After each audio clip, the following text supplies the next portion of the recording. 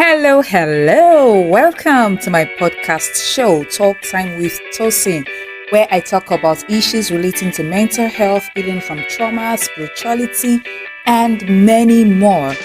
We need to continue speaking up about the damages in our societies. We cannot make our world a better place if we keep ignoring certain societal issues. In today's episode, I'll be talking about my last childhood sexual abuse experiences and also about some emotional abuse I experienced even when the sexual abuse was ongoing. And after that, I will share the lesson for today. If this is your first time listening to this podcast, I encourage you to listen to the 2 previous episodes. You will be glad you did. So let's get to it.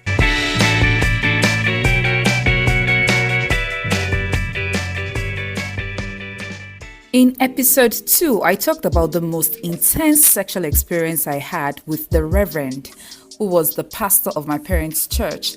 I mentioned how I started running from him when I clocked 13. Well, it was not someone I could run away from 100% because I was involved in a lot of church activities back then. Even though the things he did after age 13 did not involve sex, there were some molestations I still experienced with him until I began to avoid him totally. I cannot remember the exact age I was able to do that, but I know that at age 15, I put an end to it all by running.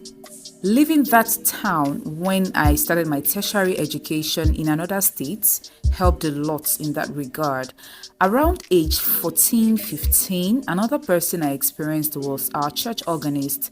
This happened during my secondary school years. I remember wanting to learn how to play the piano, and I had spoken to a senior student in my school's student fellowship to teach me. He was someone I could trust at the time, but my mother didn't. So she asked the church organist to come to our house to teach me. Unfortunately, the person my mother trusted became an abuser. How would she have known anyway? This person also made an attempt on my sister. I got to know when I opened up to my family about 3 to 5 years ago. I remember my sister saying she believed me because of that attempt. And she had an awkward experience with the Reverend as well. According to her, there was a particular time he gave her a hug. And there was something about that hug. It was not pure. It sent a red light signal to her head and she had to run. That also made her believe me when I mentioned my experiences with the Reverend. I thank God that those attempts or whatever did not succeed on my sister. Back to the organist, there was no sex involved, but the molestations were really bad. So I stopped the classes and started avoiding him. At age 15, I chose my well-being over the piano classes. And I think that kind of affected my interest in learning any music instrument for a long time. Every attempt I made to learn a musical instrument has not succeeded yet. I usually do not see it through. Maybe I will pick up an instrument later. I don't know. Just maybe. Moving forward, someone may still be wondering why I did not tell my parents when all of this was going on. I opened up to very few friends here and there, but my parents, nope.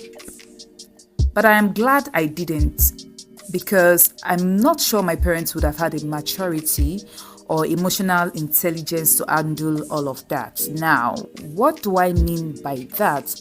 Well, my parents' parenting style was very critical. My mother was the temperamental type. My dad was the harsh type with little or no friendliness. Like I mentioned in the first episode, he raised me with a lot of fear.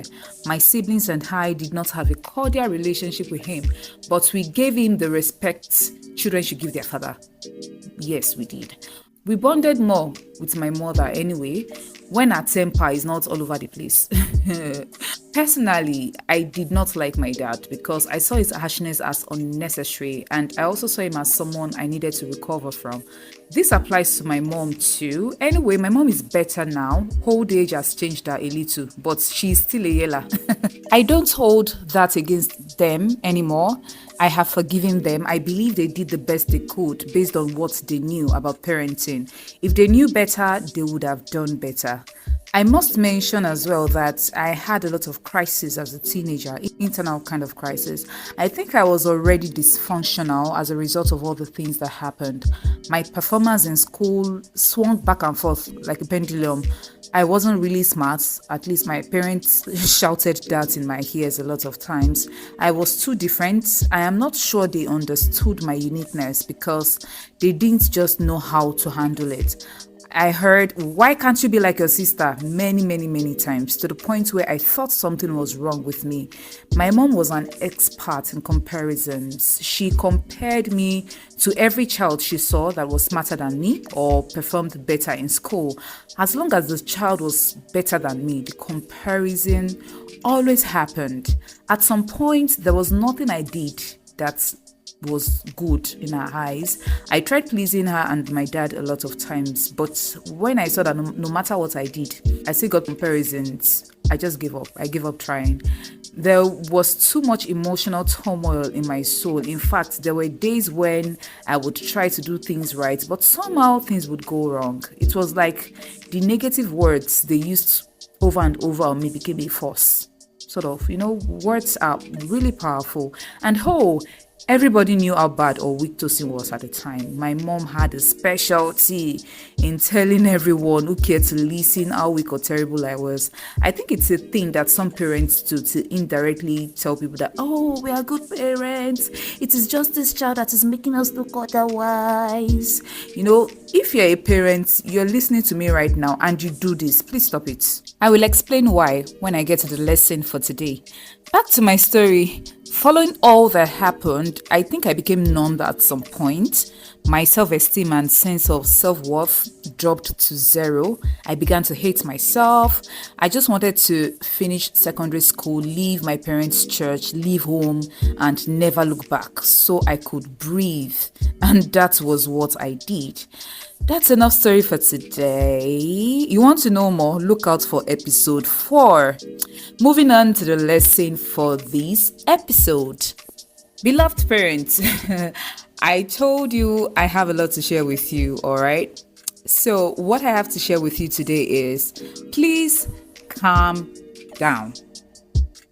When you have a child who is different, who seems to have dysfunctions, not performing well in school, or problematic and so on, I know it can make you so concerned. And because you want your child to turn out well, it's possible to get hysterical and start yelling, start carrying out very strict measures and so on out of love and concern. But please calm down and try to understand why your child is the way he or she is. You see that dysfunctional or stubborn behavior, it has a source. Look for that source or cause, deal with it, help your child find strength. Seek help from professionals if possible. Bashing your child, using negative words on them, telling everyone how horrible your child is according to you will not help them become strong. The more you do that, the worse they become. I'm talking based on experience. Try your best to look beyond the negatives you're seeing now and speak positive words. It is not easy, I know. Discipline them when necessary, but also add lots of positive words and affirmations to it. Your child may not even be as dysfunctional as you think. It may just be that the child is unique and you are the one who does not know how to handle it. Every child is unique, but some children's uniqueness is really unique. I am like that. I know now, and also I have now accepted how very unique I am. So it is your duty as a parent to find out the roots or the source of your child's behavior. I also want to emphasize again that I am not against discipline. I believe in discipline 100%. I don't believe in overlooking a child's bad behavior.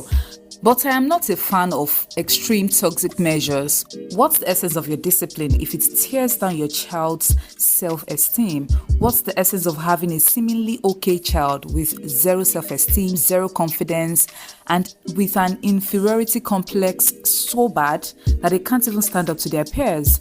Some can even stand up to their peers, but they'll most likely have anger issues. They become bullies, they join cults, later in life they turn to drugs and other harmful things. Toxic parenting will inflict wounds on your child's soul, and over time they will turn to something negative or someone to heal the wound or just for distractions. Wounded children who are unable to find healing become a danger to the society. As a parent, you also need to understand that there is a thin line, sometimes between discipline and abuse. In fact, in Africa, I believe that a lot of acts we call discipline are abuse. It has been packaged over time to us as discipline, but it is abuse if you pay a lot of attention to it. And this dysfunctional parenting style has been passed from generation to generation. Our parents are the way they are because of the way they were raised. I know some of you like to shout, "We turned out well." Okay, check yourself. Did you really turn out well? Look at the way you treat your spouse. Look at the way you treat your children, your siblings, your colleagues at work, the people around you. Look at the way you treat yourself. Did you really turn out well? If we want a better society, we need to do better. We need to raise children with healthier self-esteem. Your parenting goal should be to raise a well-rounded human, disciplined and healthy emotionally. That's how we will have a better society. If you do not agree with me, just ask yourself the kind of parenting the people committing all sorts of crimes in our world experienced. The last thing I want to say in this segment is, do you know that you will give account to God for all your deeds, including how you raise your children? If you wreck your child, a human that God created in his image, you will answer to God on Judgment Day. God help us all. I have two scriptures for you today. The first one is Colossians 3:21, NIV. Fathers, do not embitter your children or they will become discouraged. The second one is Ephesians 6:4, NLT. Fathers, do not provoke your children to anger by the way you treat them. Rather, bring them up with discipline and instruction that comes from the Lord. Mothers, this applies to you as well. I know parenting is a hard job. Therefore, I pray for every parent listening to this. I pray that God will give you the wisdom and the strength to raise a well-balanced, regulated, all-round and fine human being who will be a blessing to you and to our world.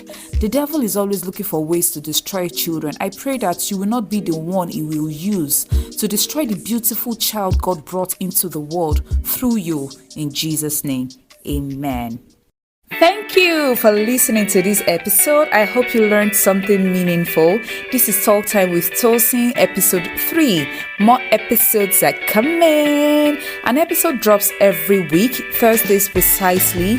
Please feel free to share this with your community and do not forget to support me with a like or a follow and subscribe to my YouTube channel at Oluwatosin Awoniyi Live. And this is for some very special people. Did you experience sexual abuse? Are you struggling to heal? You can send an email to healarthaven@gmail.com. You can connect with me if you'd like to. Let's strengthen ourselves as we heal together. Once again, my name is Tosin, and I am always here to tell you that no matter what you have been through in life, you can heal, you can overcome, and you can thrive. Bye for now.